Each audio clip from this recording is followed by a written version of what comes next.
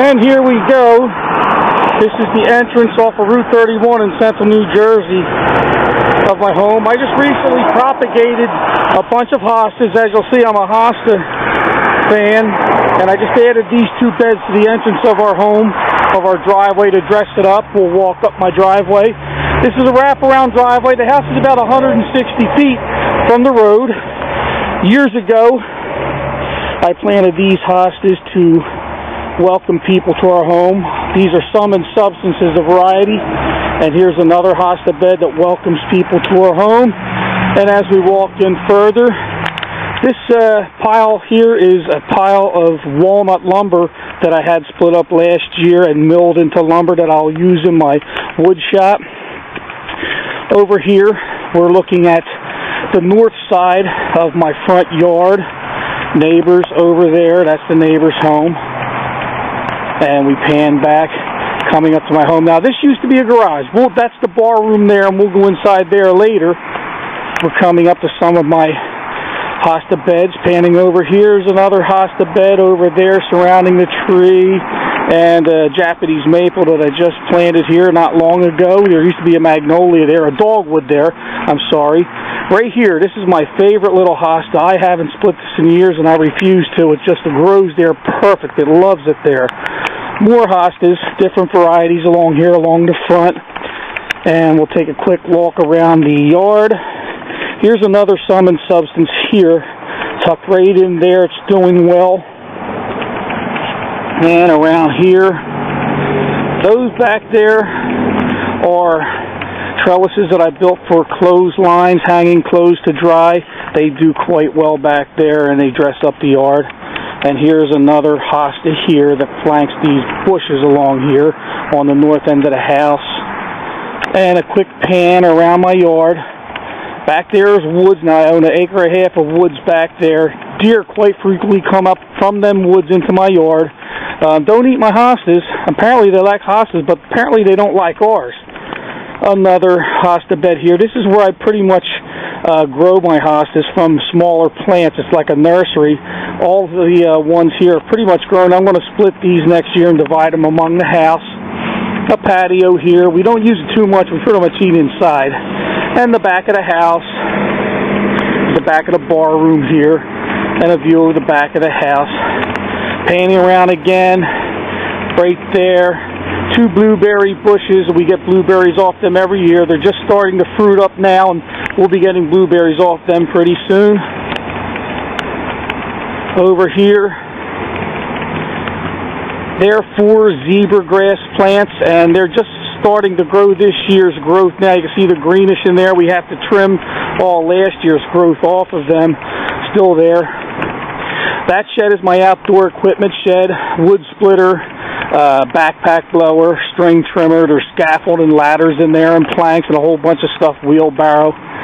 There's my wood splitter right now. I just recently split a bunch of firewood that I've gotten, and that would be that on the right-hand side. That's full. I split and stacked that. Yep, so this is the wood area, wood chopping area, wood splitting area, and this is probably the oldest structure I've built in the yard, about 23 years ago or so. I probably am going to re-side it soon to match the siding of the garage and the home. And yeah, I built all these structures. And here is the SS, my yacht, my bass fishing boat for the Delaware River. Some more hostas along the west side of the garage in the woodworking shop alongside of my camper bay. Some more hostas along the south end of the home, in front of my home, the porch, some flowers to dress up the place.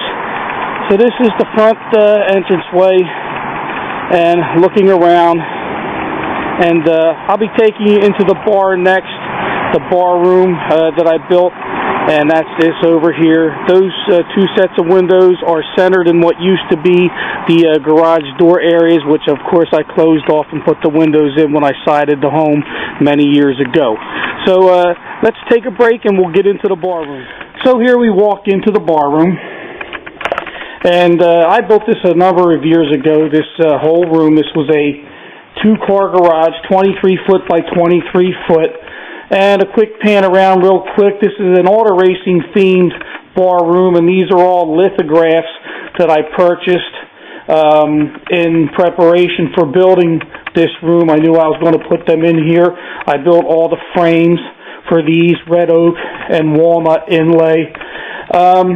Quite a bit happening around here. Here's a fireplace. The only thing I didn't do in this room was run the propane line for this fireplace. It had to be done by a professional according to code. And a few awards here. Some trophies down here. There were awards for my writing for different racing papers and such.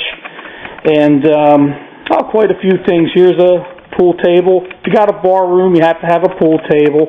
I built this light for the table. Again, that's red oak and walnut inlay. You can see the walnut inlay there. And pretty much red oak and walnut is the makeup of this room. I built this floor-to-ceiling display case. It has a Bose stereo system in it that I use.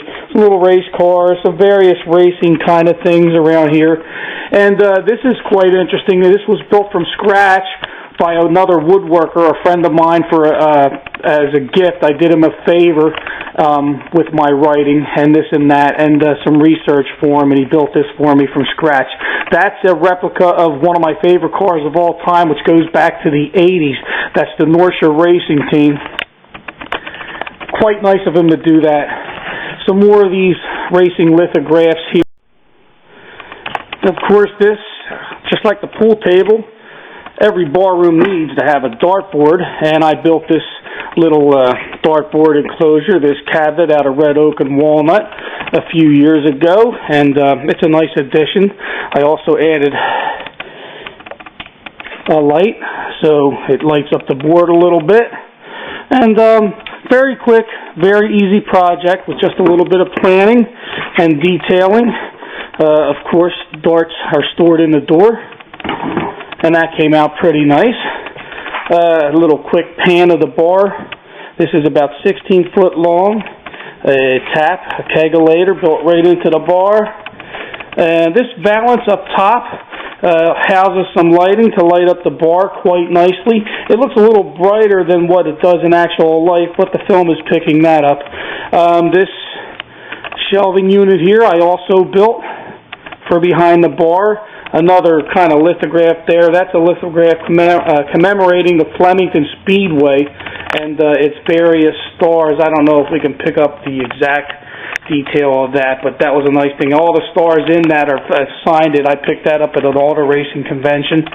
And flat screen TV for watching the NASCAR races every Sunday with myself, my wife, and a bunch of buddies that always come over.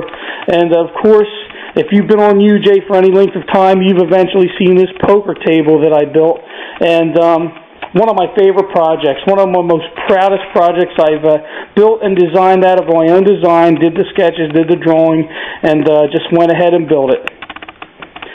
Air cleaner up here. I've got an Armstrong ceiling up here that if it wasn't protected by a smoke eater, it would probably be eventually stained by all my buddies smoking their cigarettes while they drink. Of course, if you drink, I guess if you're a smoker, you gotta have your cigarettes with it.